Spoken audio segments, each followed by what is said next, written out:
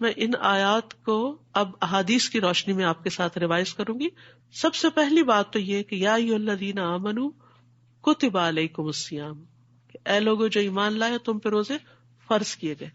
قرآن مجید کی اس آیت سے بھی پتہ چلتا ہے کہ روزہ ایک فرض عبادت ہے، اور حدیث سے بھی ہمیں پتہ چلتا ہے کہ روزہ فرض عبادت ہے. رسول اللہ صلی اللہ علیہ وسلم نے فرمایا بنی الاسلام علی خمس، اسلام کی بنیاد 5 چیزوں پر ہے. بہت سے لوگ اس کو پلرز کہتے ہیں، تو پلرز آپ کو پتا ہے کہ یہ پلر آپ کو دکھائی دے رہا ہے، یہ بنیاد میں نہیں ہے، یہ اوپر ہے. تو بنیاد نظر نہیں آتی ہوتی، یعنی عبادات جو ہماری ہیں یہ ہمارے دین کی، ہماری زندگی کی بنیادی چیزیں ہیں، بیسکس ہیں. اس کے بغیر تو کوئی مسلمان ہی نہیں کہلا سکتا اپنے آپ کو. تو وہ کیا ہے؟ فرمایا اسلام کی بنیاد، فاؤنڈیشن 5 چیزوں پر قائم کی گئی ہے. نمبر 1، گواہی دینا کہ اللہ کے سوا کوئی معبود نہیں اور یقیناً محمد صلی اللہ علیہ وسلم اللہ کے رسول ہیں، یعنی کلمہ شہادت نمبر 1. نمبر 2، نماز قائم کرنا. نمبر 3، زکوٰۃ ادا کرنا. نمبر 4، بیت اللہ کا حج کرنا.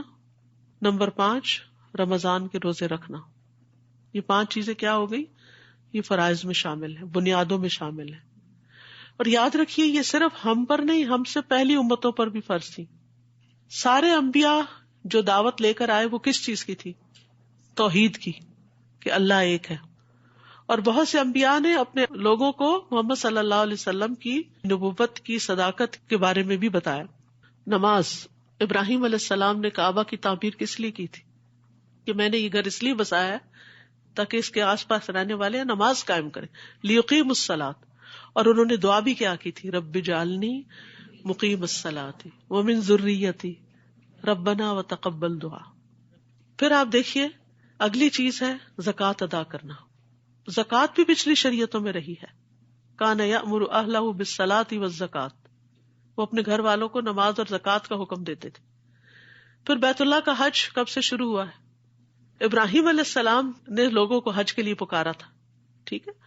اور ابراہیم علیہ السلام سے پہلے کے بھی کہ کعبہ کی تعمیر تو سب سے پہلے فرشتوں نے کی تھی. تو یہ ڈے 1 سے عبادت کا سمبل ہے. اور پھر رمضان کے روزے مسلمانوں پر فرض ہیں، اور پچھلی کتابیں بھی رمضان میں ہی نازل ہوئی. انجیل، تورات، یہ سب رمضان میں آئے. تو رمضان کا مہینہ ایک خاص عبادت کا، ہدایت کا مہینہ ہے. تقویٰ کے بعد دوسرا کی ورڈ جو ہے وہ کیا ہے؟ گائیڈنس، ہدایت. یعنی یہ مہینہ بہت سارے ادھر ادھر لاسٹ لوگوں کو ہدایت پر لے آتا ہے، روزے کے ذریعے، قیام کے ذریعے، قرآن کے ذریعے. اور پھر آپ دیکھیے ہدایت کے درجے ہوتے ہیں. ایک ہوتا ہے بیسک لیول، اور جب علم آتا ہے تو انسان بیسک لیول سے اوپر کے درجے طے کرنے لگتا ہے. آپ جس بھی لیول پر ہے، یہ مجھے تو نہیں پتا، اور شاید مجھے اپنا بھی نہ پتا ہو کہ میں کس درجے پر ہوں، لیکن جب انسان قرآن سے رمضان میں تعلق قائم کرتا ہے تو یقیناً قرآن کی آیات کے ساتھ ساتھ اس کی ہدایت کا لیول بھی اپ جاتا ہے. تو ہم سب یہ نہ سوچیں ہم نے قرآن پڑھ رکھا ہے، ہم روزے بھی رکھ رہے ہیں، اور کیا چاہیے، نمازیں بھی پڑھتے ہیں، صدقہ بھی کرتے، سب ٹھیک ہے، بہت اچھی بات ہے، لیکن اٹس نیور انف. یہ کافی نہیں ہوتا. ہمیں موٹیویشن چاہیے ہوتی ہے، ہمیں انسپریشن چاہیے ہوتی ہے. وہ بعض اوقات ہم انسانوں سے لے رہے ہوتے ہیں، نہیں، ڈائریکٹ قرآن سے لیجئے، محمد صلی اللہ علیہ وسلم سے لیجئے.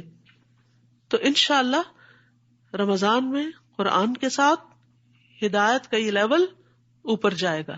اور ہدایت بھی 2 طرح کی ہوتی ہے. ایک ہدایت ارشاد ہوتی ہے جس میں انسٹرکشنز ملتی ہیں جو ہمیں قرآن سے ملیں گی انشاءاللہ، اور دوسری ہدایت توفیق ہوتی ہے. رمضان میں ہدایت توفیق بھی زیادہ ہوتی ہے کیونکہ نیکیوں کا موسم بہار ہے، تو اس لیے سب نیکی کر رہے ہوتے تو ہمیں بھی نیکی کرنے کا موقع مل جاتا ہے، شوق پیدا ہو جاتا ہے. تو اس لیے رمضان میں انشاءاللہ تقویٰ کے بعد کس پہ فوکس کرنا ہے؟ ہدایت پہ. تو روزہ ایک فرض عبادت ہے. رسول اللہ صلی اللہ علیہ وسلم نے فرمایا یہ ایسا فرض ہے جو کفایت کرنے والا ہے، یعنی آخرت میں انسان کو کافی ہو جائے گا. پھر اسی طرح یحییٰ علیہ السلام کے بارے میں آتا ہے کہ انہوں نے بنی اسرائیل کو جمع کیا، مسجد بھر گئی تو وہ ایک ٹیلے پہ بیٹھ گئے، اللہ کی حمد و ثنا بیان کی. پھر فرمایا اللہ نے مجھے 5 باتوں کا حکم دیا کہ میں خود بھی ان پہ عمل کروں اور تمہیں بھی عمل کرنے کے لیے کہوں. سب سے پہلی بات یہ کہ تم صرف اللہ کی عبادت کرو، کسی کو اس کے ساتھ شریک نہ ٹھہراؤ. پھر فرمایا میں تمہیں نماز کا حکم دیتا ہوں. پھر تیسری بات کہی کہ میں تمہیں روزوں کا حکم دیتا ہوں، کیونکہ اس کی مثال اس شخص کی سی ہے جو بھری محفل میں مسک کی ایک شیشی لے کر آئے اور سب کو اس کی مہک کا احساس ہو، یعنی خوشبو لائے اور پوری محفل جو ہے وہ اس خوشبو کو محسوس کرے. تو رمضان میں نیکیاں ایئر میں ہوتی ہیں، ہم ان کو فیل کرتے، اس کی ایک رحمت برکت ہمیں محسوس ہو رہی ہوتی ہے. اور اللہ کے نزدیک روزہ دار کے منہ کی بو مشک کی مہک سے بھی زیادہ اچھی ہوتی ہے. چوتھی بات، میں تمہیں صدقہ کا حکم دیتا ہوں. پانچویں بات، میں تمہیں کثرت کے ساتھ اللہ عز و جل کے ذکر کا حکم دیتا ہوں. تو یہ 5 باتیں حضرت یحییٰ علیہ السلام نے اپنی قوم سے کہی تھی. روزہ اسلام کی مضبوط رسی ہے. براء ابن عازب کہتے ہیں کہ ایک مرتبہ ہم لوگ نبی صلی اللہ علیہ وسلم کے پاس بیٹھے ہوئے تھے تو آپ پوچھنے لگے اسلام کی کون سی رسی سب سے زیادہ مضبوط ہے؟ صحابہ نے عرض کیا نماز. آپ نے فرمایا بہت خوب. اس کے بعد کون سی؟ صحابہ نے عرض کیا زکوٰۃ. آپ نے فرمایا بہت خوب. اس کے بعد کون سی؟ صحابہ نے عرض کیا رمضان کے مہینے کے روزے. آپ نے فرمایا بہت خوب. تو اس سے یہ پتہ چلتا ہے کہ یہ اسلام کی مضبوط رسی، یعنی اس کو پکڑ لیں گے تو اسلام سے ہمارا تعلق مضبوط رہے گا، وہ ہمارے ہاتھ سے نہیں چھوٹے گا. اسی لیے آپ دیکھیں کہ بہت سے لوگ جو نماز نہیں بھی پڑھتے نا، جب رمضان آتا ہے تو روزے رکھتے ہیں. تو اس سے کیا پتہ چلتا ہے کہ ان کے اندر ابھی خیر ہے. جیسے وہ سکتے کا مریض ہوتا ہے نا، جو شوق میں چلا جاتا ہے تو وہ بظاہر لگتا ہے ڈیڈ ہے، لیکن کیا کرتے کہ آئینے کو اس کے ناک کے پاس رکھتے ہیں، اگر اس کے اوپر کچھ دھندلاہٹ آئے تو کہتے نہیں ابھی اس میں لائف ہے، یعنی وہ سانس کی وجہ سے اس کے اوپر فیوم سا آ جاتا ہے. تو اسی طرح اگر ایک شخص ٹوٹلی آؤٹ ہے اسلام سے لیکن رمضان آتا ہے اور روزہ رکھنا شروع کر دیتا ہے، اس کا مطلب ہے ابھی اس میں جان ہے، اس میں خیر ہے. رمضان میں اگر یہ قرآن کی طرف آ جائے تو اس کی خیر باہر نکل آئے گی، وہ بہت اچھا بن جائے گا. تو اللہ سبحانہ وتعالیٰ نے ہمیں بہت بڑی نعمت عطا کی ہے کہ ہم اس سے اسلام کے ساتھ اپنے تعلق کو اور مضبوط کریں. کیونکہ رسی کیا کرتی ہے؟ باندھتی ہے. رسی پکڑنے کے کام آتی ہے، یعنی کسی بلند سے بلند پہاڑ پہ بھی آپ کو چڑھنا ہو تو رسی پکڑ پکڑ کے آپ اوپر ٹاپ پہ جا سکتے ہیں. تو اس لیے روزہ جو ہے ایک مضبوط رسی بھی ہے. قرآن کو بھی رسی کہا گیا، وَاعْتَصِمُوا بِحَبْلِ اللَّهِ جَمِيعًا. تو حدیث میں آتا ہے قرآن جو ہے وہ حبل اللہ المتین ہے، اللہ کی مضبوط رسی ہے. پھر سب سے منفرد عمل ہے. رسول اللہ صلی اللہ علیہ وسلم نے فرمایا اپنے اوپر روزے کو لازم کر لو، کیونکہ روزے جیسا کوئی عمل نہیں. خیر کا دروازہ. روزہ کیا ہے؟ خیر کا دروازہ. معاذ بن جبل کہتے ہیں نبی صلی اللہ علیہ وسلم نے ان سے فرمایا کیا میں تمہیں خیر کے دروازے کے بارے میں نہ بتاؤں؟ روزہ ڈھال ہے اور صدقہ گناہوں کو بجھا دیتا ہے. ایک اور حدیث میں بھی آتا ہے الصیام جنۃ، روزہ آگ سے ڈھال ہے. آگ سے بیچ میں بریکٹ میں لاتے ہیں کہ جس طرح ڈھال دشمن کے وار سے بچاتی ہے تو روزہ بھی دنیا میں شیطان کے وار سے بچاتا ہے اور نتیجتاً آخرت میں آگ کے عذاب سے بچاتا ہے. فرمایا جس طرح لڑائی میں تم میں سے کسی کی ڈھال ہوتی ہے. ایک اور حدیث میں فرمایا بے شک روزہ تو ایک ڈھال ہے جس کے ذریعے بندہ جہنم سے اپنا بچاؤ کرتا ہے. اللہ تعالیٰ فرماتا ہے روزہ خاص میرے لیے ہے، لہٰذا اس کا بدلہ بھی میں ہی دوں گا، میں خود دوں گا، خود جزا دوں گا. تو آپ دیکھیے وہ اعلیٰ ترین جزا ہے جو رب اپنے ہاتھ سے دے کسی کو. قرآن مجید میں ڈرنکس کی کئی قسمیں بیان ہوئی ہیں. ایک یہ ہے کہ اہل جنت ڈرنک کی نہر خود نکال لے جائیں گے. اس سے اگلا لیول یہ ہے کہ جنت کے جو ولدان ہوں گے غلمان وہ شراب سرو کریں گے. اور تیسرا کیا ہے جو ہائیسٹ لیول ہے وَسَقَاهُمْ رَبُّهُمْ شَرَابًا طَهُورًا، ان کا رب ان کو شراب طہور پلائے گا. تو عام عبادات کا اجر تو ملے گا ہی، لیکن روزے کی جزا خود اللہ سبحانہ وتعالیٰ آپ کو دے گا. وہ کتنی بڑی جزا ہوگی، وہ اس کی شان کے مطابق جو بھی ہوگی اللہ ہم سب کو نصیب فرمائے. پھر اسی طرح روزہ ایک مضبوط قلعہ بھی ہے. حدیث میں آتا ہے نبی صلی اللہ علیہ وسلم نے فرمایا روزہ ڈھال ہے اور مومن کے قلعوں میں سے ایک قلعہ ہے. یعنی آپ اس فورٹ کے اندر آ جاتے ہیں تو محفوظ ہو جاتے ہیں. کس سے؟ شیطان سے. اس کے ساتھ کیا ہوتا ہے؟ شیطان کے ساتھ رمضان میں کیا ہوتا ہے؟ اس کو بند کر دیا جاتا ہے. تاکہ ہم ذرا آزادی سے نیکی کر سکیں، وہ رکاوٹ تو دور ہو. نفس ساتھ ہی ہوتا ہے.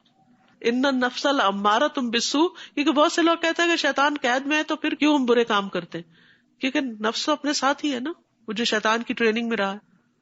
تو اس کو مارنے کے لیے کیا ہے پھر روزہ، نفس کو روزہ مارتا ہے. تو پھر روزے سے اسٹرینتھ حاصل ہوتی چلی جاتی ہے ان چیزوں سے فائٹ کرنے کی. یہ تو تھے روزے کے فائدے کی. کیا کیا فائدے ہیں روزے کے؟ کچھ اور فائدے بھی ہیں، اور وہ اس کے ثواب اور فضیلت کے بارے میں ہے. کوئی ایک فائدہ آپ میں سے بتائے گا کوئی؟ روزہ رکھ کے کیا ملے گا آپ کو؟ جہنم سے 70 سال کی دوری. حدیث میں آتا ہے جو بندہ بھی اللہ کے راستے میں ایک دن روزہ رکھتا ہے، اللہ اس دن کی وجہ سے، اس ایک دن کی وجہ سے اس کے چہرے کو 70 برس کی مسافت تک آگ سے دور کر دیتا ہے. اتنا بڑا فائدہ ہے اس کا. اور کوئی فائدہ بتائیے روزے کا کیا فائدہ؟ کیونکہ فائدہ پتا ہو تو انسان کی ذرا موٹیویشنل لیول ہائی ہوتا ہے نا. خاص دروازہ آپ کے شایان شان الریان، اس میں سے داخل کیا جائے گا جنتیوں کو. وہ ہوتا ہے نا کہ کچھ دروازے عوام کے لیے ہوتے ہیں اور کچھ دروازے خواص کے لیے ہوتے ہیں. تو روزہ رکھ کر انسان خواص میں شامل ہو جاتا ہے. اور کیا فائدہ ہوتا ہے روزہ رکھ کے؟ من صام رمضان ایمانا واحتسابا غفر له ما تقدم من ذنبه، پچھلے سارے گناہ جھاڑ دیے جائیں گے. پچھلے سارے گناہ جو ہے وہ جھاڑ دیے جائیں گے، سب صفائی ہو جائے گی، ہلکے پھلکے ہو جائیں گے آپ. کیونکہ گناہ جو ہے وہ انسان کے اوپر ایک بوجھ ڈال دیتے ہیں، اور جب آپ روزہ رکھتے ہیں تو وہ بوجھ گناہوں کا ہٹ جاتا ہے. پھر اسی طرح روزہ دار کے لیے 2 خوشیاں ہیں. ایک خوشی روز افطار کے وقت ملتی ہے آپ کو، جب آپ پانی پیتے ہیں، کھجور کھاتے ہیں.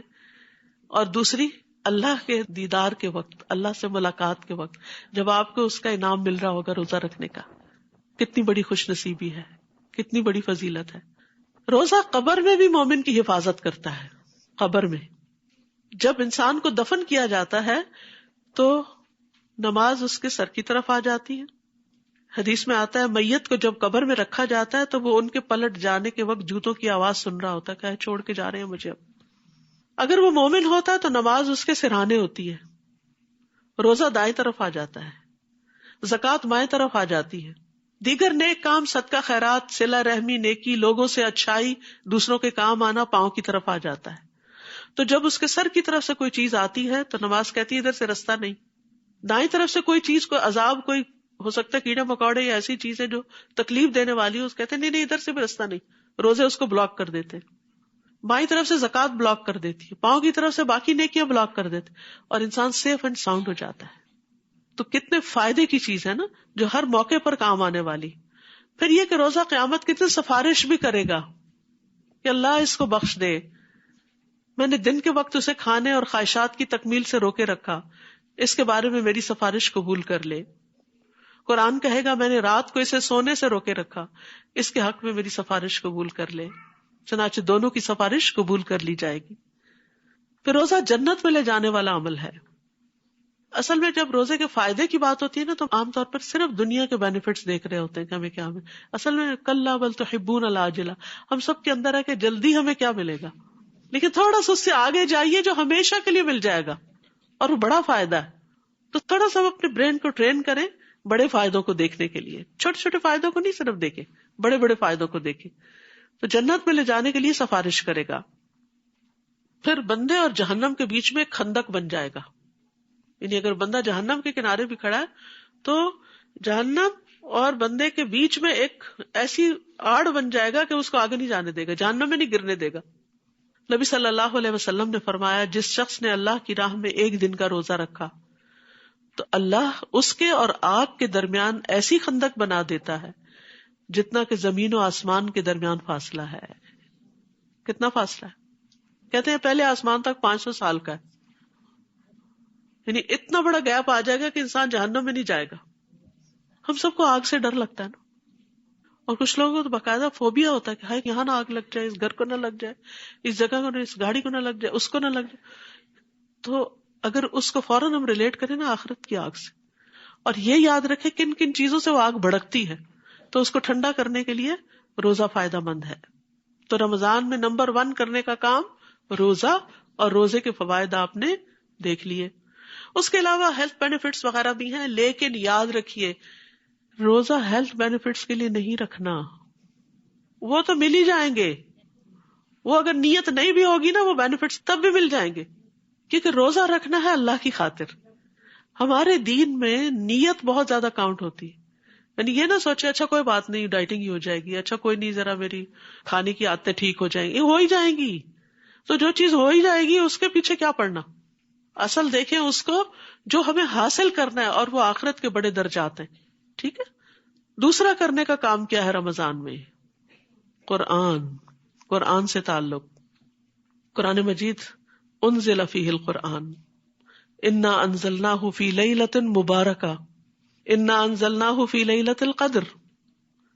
تو یہ مبارک مہینہ ہے. حدیث میں آتا ہے بے پناہ خیر لانے والا ہے. جب رمضان آیا تو نبی صلی اللہ علیہ وسلم نے فرمایا بے شک تم پر یہ مہینہ آ گیا اور اس میں ایک ایسی رات ہے جو 1000 مہینوں سے بہتر ہے. جو اس سے محروم رہا وہ ہر طرح کی خیر و بھلائی سے محروم رہا، اور اس کی خیر سے محروم وہی ہوگا جو واقعی محروم رہے گا. اس کے بعد پھر اس سے کسی خیر کی توقع نہیں کی جا سکتی. آسمان کے دروازے کھلنے کا مہینہ ہے یہ. جب رمضان آتا ہے تو آسمان کے دروازے کھول دیے جاتے ہیں، جہنم کے دروازے بند ہو جاتے ہیں، جنت کے دروازے کھول دیے جاتے ہیں. تو رمضان میں جب قرآن آتا ہے، جیسے سورۃ فاتح نازل ہوئی، آسمان کا وہ دروازہ کھلا جو پہلے کبھی نہیں کھلا تھا، اور وہ آیات اتری جو پہلے کبھی نہیں اتری تھی، اور وہ سورۃ الفاتح کی آیات تھی جس سے قرآن کی ابتدا ہوتی ہے، جس سے دعائیں قبول ہوتی ہیں. تو قرآن جو ہے اول و آخر ہدایت کی کتاب ہے، اس لیے اس کی فضیلت اور برکت سے فائدہ اٹھانا چاہیے. پھر رمضان میں تراویح یاد رکھیے ایک نفل عبادت ہے. تو تراویح سے زیادہ کس عبادت کی فکر کرنی ہے؟ فرضوں کی، فرض عبادت کی. یہ نہیں کہ صبح ساری کھا کے کہ مجھے ذرا غنود گیا میں تھوڑا سا ریسٹ کر کے فجر پڑھتی ہوں اور اتنے میں گئی فجر. آپ کو نہانے کی ضرورت ہے، اچھا ابھی نہاتی ہوں اور اتنے میں سورج نکلنے کے قریب ہو گیا اور گئی فجر. یہ غلطی کبھی نہیں کرنی. نمازوں کی حفاظت. قرآن مجید میں اللہ تعالیٰ فرماتے ہیں حافظوا علی الصلوات والصلاۃ الوسطی. نمازوں کی حفاظت کرو، خاص طور پہ درمیانی نماز. درمیانی کون سی ہے؟ عصر. یہ نہ ہو کام سے واپس آئیں اور سوئیں اور افطار کے وقت آپ کو اٹھایا جائے اور گئی عصر. نہیں، ٹارگٹ یہ رکھے ایک نماز نہیں ہاتھ سے جانے دینی انشاءاللہ، اور وقت پر پڑھنا ہے ان کو. اور جب فرض انسان ادا کرتا ہے نا تو اس کو اللہ تعالیٰ کا قرب ملتا ہے. حدیث میں آتا ہے فرائض کی ادائیگی سے زیادہ بندہ کسی چیز سے میرا قرب حاصل نہیں کرتا. قرب کا کیا مطلب؟ اللہ کے کلوز ہونا. ہر ایک کا دل چاہتا ہے وہ اللہ کے کلوز ہو، اور جو اللہ کے قریب ہو جاتا ہے اس کو پھر ہر طرح کے بینیفٹس مل جاتے ہیں. اب دیکھیے کہ ہم دنیا میں جن لوگوں سے زیادہ قریب ہوتے ہیں، مشکل میں وہ ہمارے کام آتے ہیں، ان سے محبتیں زیادہ ملتی ہیں. تو یعنی خاص قرب حاصل کرنا جو ہے وہ نمازوں کے ذریعے اور فرض ادا کرنے کے. اور پھر اللہ تعالیٰ فرماتے ہیں کہ پھر جب میں اس سے محبت کرنے لگتا ہوں، اس کا کان بن جاتا ہوں جس سے وہ سنتا ہے، اس کی آنکھ بن جاتا ہوں جس سے وہ دیکھتا ہے، اس کے اندر ایک وزڈم آ جاتی ہے. اس کا ہاتھ بن جاتا ہوں جس سے وہ پکڑتا ہے، اس کا پاؤں بن جاتا ہوں جس سے وہ چلتا ہے. یعنی اس کی زندگی ہی بدل جاتی ہے. اور اگر وہ مجھ سے کچھ مانگتا ہے تو میں اسے ضرور دے دیتا ہوں، اور اگر وہ مجھ سے پناہ مانگتا ہے تو میں اس کو پناہ بھی دیتا ہوں. تو ہمیں رمضان میں فرض نمازوں کی پابندی کرنی ہے، اور پھر نفل رات کا قیام بھی. اول رات کریں، فرض پڑھ کے عشاء کے سو کے درمیان رات کریں، آخری حصے میں کریں، جب جی چاہے کریں، کوئی پابندی نہیں. اول رات میں کیوں کر لیتے ہیں سب؟ عشاء کے بعد ہی، آسانی کے لیے، تاکہ ایک ہی دفعہ پھر سو جائیں، آرام کر لیں. اور پھر دوسرا یہ کہ مساجد میں اسی وقت میں ہوتا ہے تو انسان سب کے ساتھ مل کے جب کرتا ہے تو آسان ہو جاتا ہے. اگر آپ گھر میں بھی کر رہے ہیں نا، ایک جگہ مقرر کریں. یہ نہیں آج یہاں جائے نماز ڈالی کل وہاں نہیں. اپنا ایک پریئر کارنر بنائیں، اس میں اپنا ایک ماحول بنائیں. زید بن ثابت کہتے ہیں کہ رسول اللہ صلی اللہ علیہ وسلم نے رمضان میں ایک حجرہ بنا لیا یا بوریے سے اوٹ کر لی، یعنی کرٹن ڈال لیا. پھر آپ نے کئی راتیں اس میں نماز پڑھی، یعنی سیکلوڈ ہو کے. صحیح مسلم میں آتا ہے فرض نماز کے بعد سب سے زیادہ فضیلت والی نماز رات کی نماز ہے. قیام اللیل رب کے قریب کرنے اور گناہوں سے دور کرنے کا ذریعہ ہے. قیام میں خوب تھکنے کو پسند کیا گیا ہے. نبی صلی اللہ علیہ وسلم کے اپنے پاؤں پر ورم آ جاتا تھا. رمضان کی راتیں غفلت میں نہیں گزارنی چاہیے، کھانے پینے، کھیل کود، سوشلائزنگ نہیں. آخری عشرے میں زیادہ محنت کریں، گھر والوں کو بھی قیام کی رغبت دلائیں. نبی صلی اللہ علیہ وسلم کی سنت ہے یہ، یعنی بچوں کو بھی ساتھ شریک کریں. لیلۃ القدر کی تلاش میں سستی نہ کریں، یہ بھی ایک ٹارگٹ سیٹ کرنا ہے. 21ویں، 23ویں، 25ویں، 27ویں، 29ویں رات کو خاص عبادت. قرآن مجید سے متعلق یہ کہ تراویح میں کوشش کریں کہ ایک پورا قرآن مکمل ہو جائے، دوسرا آپ کا ویسے ناظرہ پڑھ کے مکمل ہو جائے، تیسرا آپ کا سمجھ کے دورہ قرآن میں پورا ہو جائے. تو اللہ سے دعا کریں کہ یہ سارے ٹارگٹس میٹ کر سکیں. پھر کثرت سے اللہ کا ذکر کرنا، کام پہ جا رہے ہیں، کوکنگ کر رہے ہیں، لیٹے ہوئے ہیں، نیند نہیں آ رہی تو ذکر کرنا شروع کر دیں، نیند آ جائے گی. کثرت سے اللہ کا ذکر، کیونکہ سب سے بہترین روزہ وہ ہے جس میں زیادہ سے زیادہ اللہ کا ذکر ہو. اور ذکر کی کئی قسمیں ہوتی ہیں، جیسے اللہ کے ناموں کا ذکر، اس کی صفات کے ساتھ اس کا ذکر، پھر تسبیح، سبحان اللہ، الحمدللہ، اللہ اکبر، لا الہ الا اللہ، لا حول ولا قوت الا باللہ، یہ سارے بھی ذکر ہوتے ہیں. پھر اسی طرح استغفار بھی ذکر کی ایک قسم ہے، آیت کریمہ بھی ذکر کی قسم ہے. پھر ذکر کی مجلس، یعنی جس میں تعلیم ہو، اللہ تعالیٰ کے احکامات بیان کیے جائیں، قرآن کی تعلیم کی مجلس، یہ بھی ایک ذکر ہے. علماء کو قرآن میں اہل ذکر کہا گیا ہے. فَاسْأَلُوا أَهْلَ الذِّكْرِ إِن كُنتُمْ لَا تَعْلَمُونَ، ذکر والوں سے پوچھ لو اگر تم نہیں جانتے. ذکر والے کون ہوں گے؟ جن کے پاس علم ہوگا، یعنی علماء سے پوچھ لو. تو علم کی مجلس قائم کرنا یہ بھی ذکر ہے، اور بہترین افضل ذکر ہے، کیونکہ اس سے ہمیں اور زیادہ نیکیوں میں اور عبادت میں شوق بڑھتا ہے.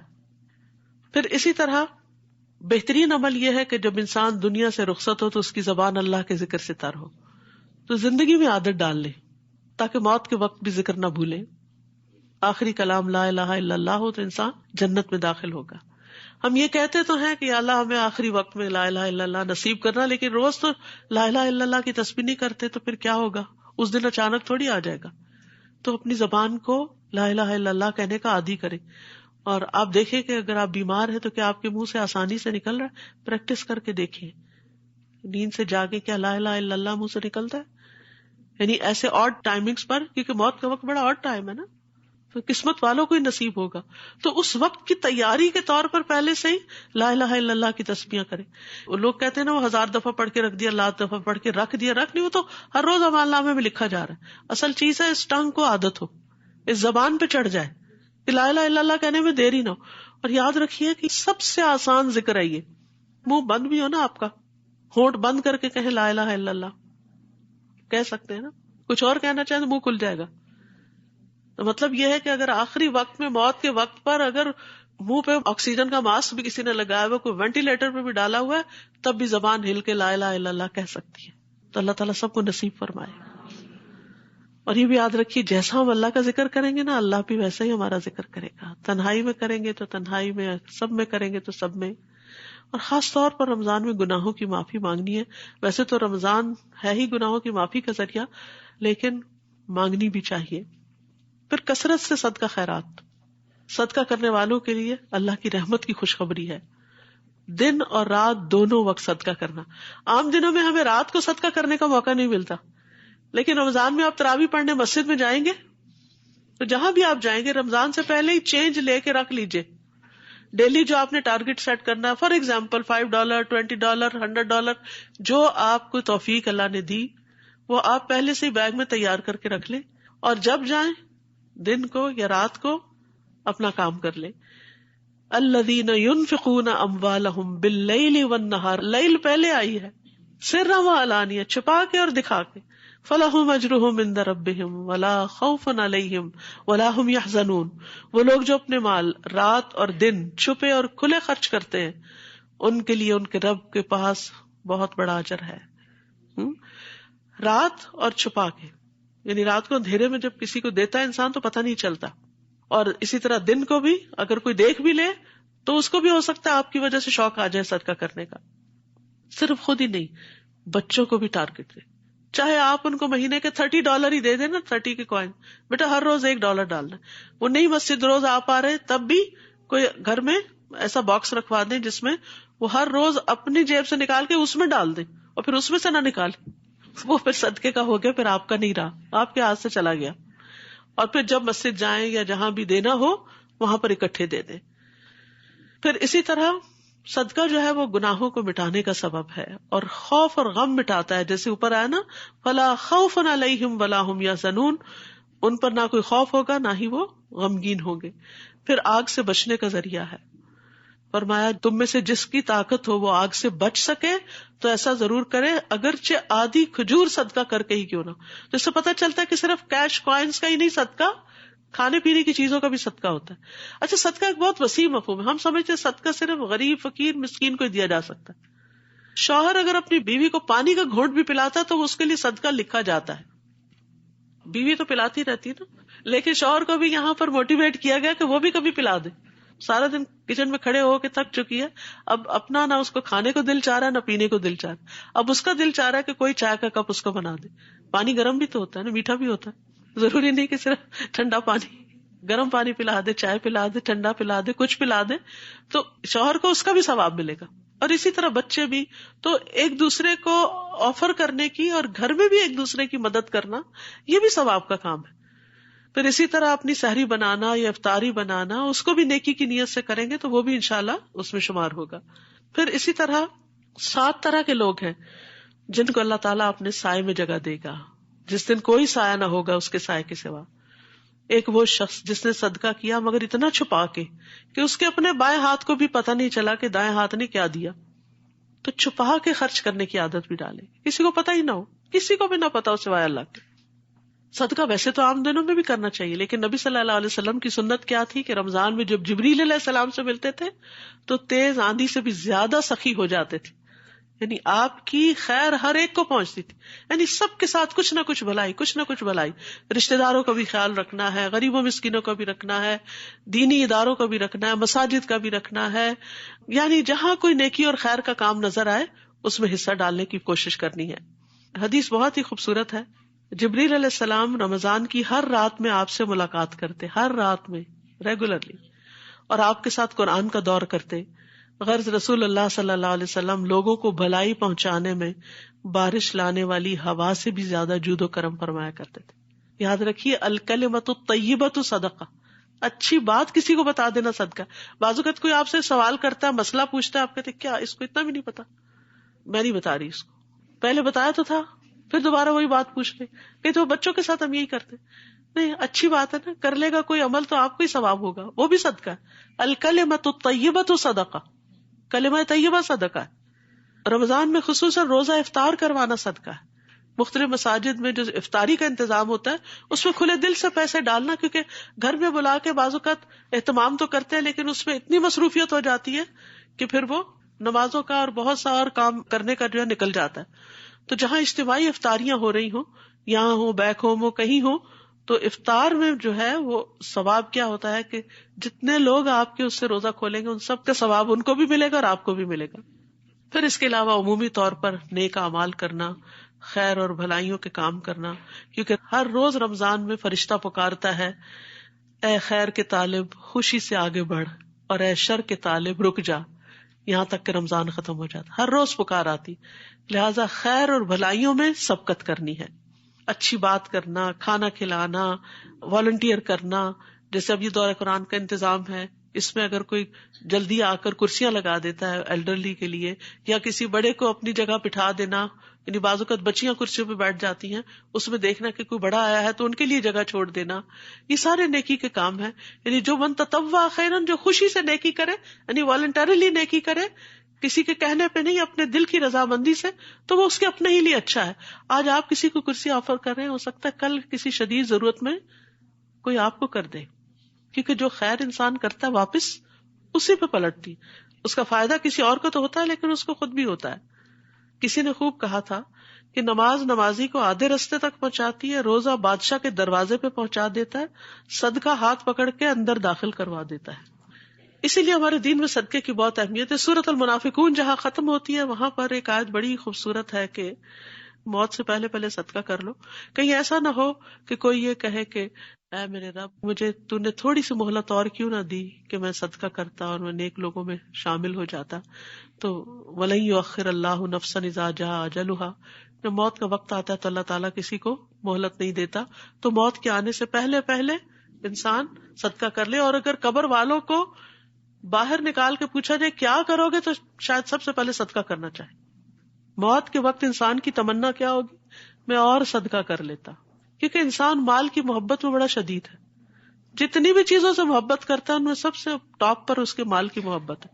حتیٰ کہ بعض اوقات اولاد کو بھی اگنور کر دیتا ہے مال کمانے کی خاطر. آج آپ دیکھیں کہ بہت سی مائیں ایسی ہیں کہ جو اپنے بچوں کو سارا سارا دن ڈے کیئر میں چھوڑ کر صرف پیسے کماتی ہے، کیونکہ اس سے ان کو خوشی ملتی ہے، ایک سیٹسفیکشن ملتی ہے. ان کو ضرورت نہیں ہوتی، ان کے ہسبینڈ اچھا کما رہے ہوتے ہیں، ان کی ضروریات پوری ہو رہی ہوتی. تو یہ جو مال کی محبت ہے اس نے اولاد کو بھی نگاہوں سے دور کر دیا، تربیت سے دور کر دیا. اور پھر آخری چیز یہ کہ گناہوں سے بچنا ہے، خاص طور پر جھوٹ کو چھوڑنا ہے، جھوٹ کی جگہ سچائی کو لے کر آنا ہے، لغو اور رفث سے بچنا ہے. رسول اللہ صلی اللہ علیہ وسلم نے فرمایا روزہ صرف کھانا پینا چھوڑنے کا نام نہیں، روزہ تو لغو یعنی بے فائدہ بےہودہ کام اور رفث یعنی جنسی خواہشات پر مبنی حرکات اور کلام سے بچنے کا نام ہے.